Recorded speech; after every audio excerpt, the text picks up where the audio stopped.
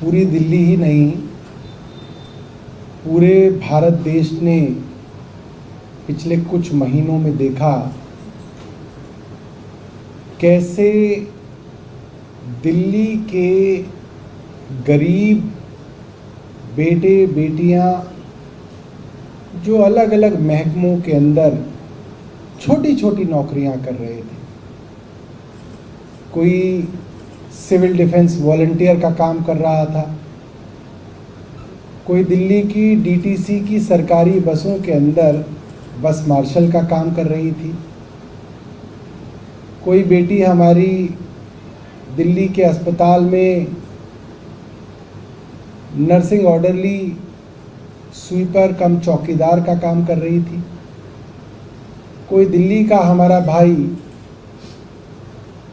सरकारी अस्पतालों के अंदर पर्ची बनाने वाला काम, जिसको डेटा एंट्री ऑपरेटर कहते हैं, ओपीडी कार्ड बनाते हैं, वो काम कर रहा था। हमारी दिल्ली की बहुत सारी बहनें महिला आयोग के अंदर काम कर रही थी और एक घटिया राजनीति और एक षड्यंत्र के तहत भारतीय जनता पार्टी की केंद्रीय सरकार के इशारों पे इन हजारों हजार बेटे बेटियों को नौकरी से निकाल दिया गया। ये भी नहीं सोचा गया कि इनका परिवार अब कैसे चलेगा। 18-20 हज़ार रुपये की महीने की तनख्वाह पाने वाले लोग, जिनका पूरा परिवार इन लोगों के ऊपर आश्रित है, उनके घर में राशन कहाँ से आएगा, उनके घर का किराया कैसे भरा जाएगा। इसको बिना सोचे समझे केंद्र सरकार ने क्रूरता दिखाते हुए इन हजारों लोगों को बेरोजगार कर दिया। अब ये सब बेरोजगार इकट्ठे होने लगे हैं और दिल्ली के बस मार्शलों ने जो संघर्ष आज से कुछ दिनों पहले दिल्ली की सड़कों पे किया, हमारे विधायक और मंत्रियों ने उस संघर्ष में उनके साथ सड़क पर बैठ के केंद्र सरकार को ललकारा और जिस तरीके से दिल्ली में अरविंद केजरीवाल जी इन सब गरीब दिल्ली के बेटे बेटियों के साथ खड़े होकर उन्होंने कहा, चाहे बस मार्शलों की नौकरी हो, चाहे महिला आयोग के अंदर कॉन्ट्रैक्ट कर्मचारियों की नौकरी हो, क्या अस्पतालों से निकाले गए डेटा एंट्री ऑपरेटरों का मामला हो, एलएनजेपी से निकाले गए एनओज का मामला हो, या कोई भी मामला हो, अरविंद केजरीवाल जी इन सब के लिए लड़ेंगे और इन सब की नौकरियां बहाल करा के मानेंगे। आज इन बस मार्शलों का संघर्ष, बार बार इनको गिरफ्तार किया गया, पुलिस ने सड़क पे घसीटा, झूठे मुकदमे तक भारतीय जनता पार्टी के विधायक विजेंद्र गुप्ता ने हम पे, हमारे विधायकों पे और इन बस मार्शलों के ऊपर लगाए। लातें मारी गई, थप्पड़ मारे गए महिला बस मार्शलों को, मगर ना वो हारे ना वो झुके और आज उनका संघर्ष और अरविंद केजरीवाल जी की मेहनत रंग लाई है और अंततः केंद्र सरकार को झुकना पड़ा है। ये शक्ति है, ये ताकत है लोकतंत्र की। इस लोकतंत्र की ताकत के सामने आज केंद्र सरकार को अंततः झुकना पड़ा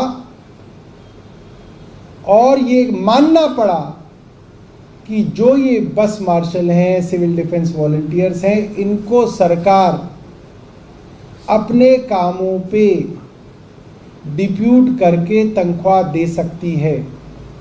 लिहाजा जैसे पहले इन सिविल डिफेंस वॉलंटियर्स का इस्तेमाल हम लोगों ने इवन ऑड लागू करने के लिए किया था, red light on engine of की कैंपेन को क्रियान्वित करने के लिए हर दिल्ली के चौराहे पे सिविल डिफेंस वॉलंटियर्स ने अपना योगदान दिया था। उसी कड़ी में इस बार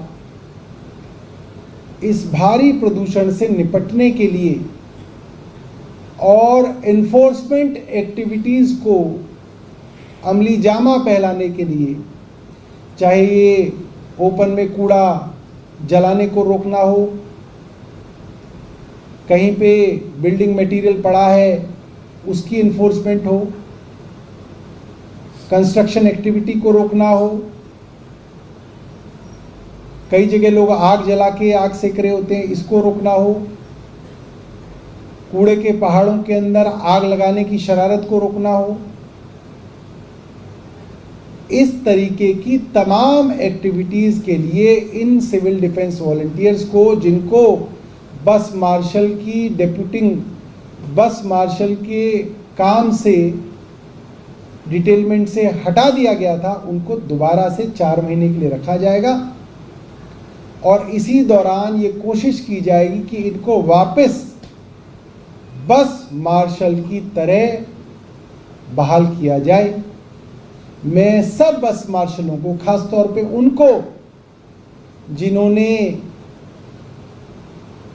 महीनों तक संघर्ष किया, जिनको कई बार हमारे साथ चौधरी चंदगी राम अखाड़े के सामने से सड़कों पे पुलिस द्वारा घसीटा गया, सिविल लाइंस थाने में और कभी बुराड़ी थाने में हमारे साथ जिनको डिटेन करके पुलिस ने रखा, उन सब लोगों को मैं मुबारकबाद देना चाहता हूँ। खास तौर पे उन सिविल डिफेंस की हमारी बहादुर बहनों को, जिनको विजेंद्र गुप्ता ने लात मारी थी, जिसको विजेंद्र गुप्ता ने गाली दी थी, जिनके ऊपर उल्टा विजेंद्र गुप्ता ने मुकदमा दर्ज करा दिया, मारा भी खुद और मुकदमा भी खुद दर्ज करा दिया।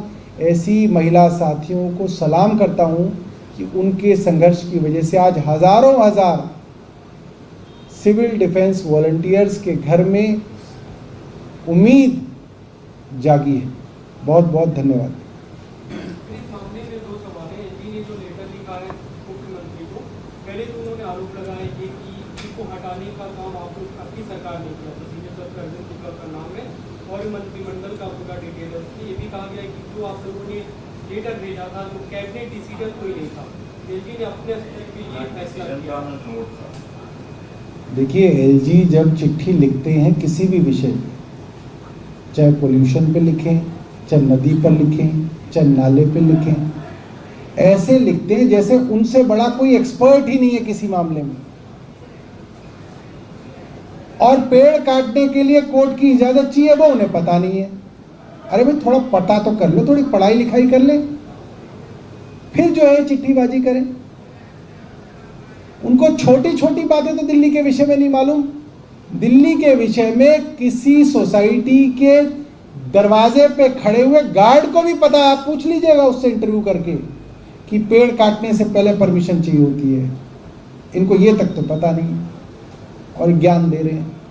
इनको कहिए कि अपना ज्ञान अपने पास रखें। हमारी दिल्ली अच्छी चल रही थी, बस मार्शलों को नौकरी अरविंद केजरीवाल ने दी थी। जिस आदमी ने नौकरी दी वो आदमी नौकरी से नहीं निकालेगा। जिन्होंने षड्यंत्र किए उन्होंने नौकरी से निकाला है और आज इन बस मार्शलों के दबाव में इनको वापस रखा जा रहा है। ये बहुत बहुत जो है खुशी की बात है। सर, उसमें ये दावा भी कर रहे हैं उस पत्र में कि 1 साल बीतने के बावजूद आप लोगों ने जो फॉर्मलाइज करने के सिविल डिफेंस वॉलंटियर्स को फॉर्मलाइज करने का जो पूरा प्रोसेस था वो फॉलो नहीं किया है और अभी 4 महीने के लिए एंगेज किया गया है, लेकिन वो अंडरलाइन कर रहे हैं कि आप लोगों ने साल भर के अंदर पॉलिसी नहीं बनाई। भाई, पॉलिसी बनी हुई थी और तभी तो बस मार्शल एंगेज थे। इतने सालों से बस मार्शल तनख्वाह पा रहे थे, अपना काम कर रहे थे, एक व्यवस्था चल रही थी। उस व्यवस्था को किसने बंद किया? इनके डिविजनल कमिश्नर अश्विनी कुमार ने और उस वक्त के ट्रांसपोर्ट कमिश्नर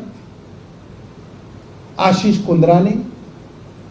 इन लोगों ने फाइल पे लिखा कि ये गैर कानूनी है। क्या एक्शन लिया एलजी साहब ने इन दोनों के खिलाफ?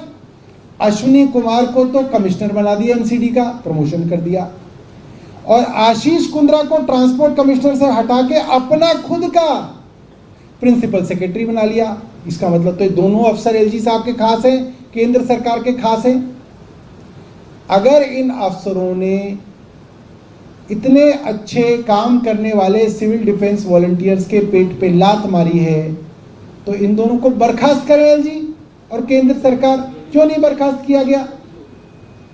मगर केंद्र सरकार ने तो इन दोनों अफसरों को प्रमोशन दे दिया। इसका मतलब जो षड्यंत्र था, जो तनख्वाह रोकने का षड्यंत्र था, नौकरी से निकालने का षड्यंत्र था, ये कहना कि अब बसों के अंदर पैनिक बटन लग गए हैं, सीसीटीवी कैमरे लग गए हैं, इन बस मार्शल्स की जरूरत नहीं है, ये कहने वाले अफसर आशीष कुंद्रा क्यों आज एलजी साहब के प्रिंसिपल सेक्रेटरी बन गए हैं?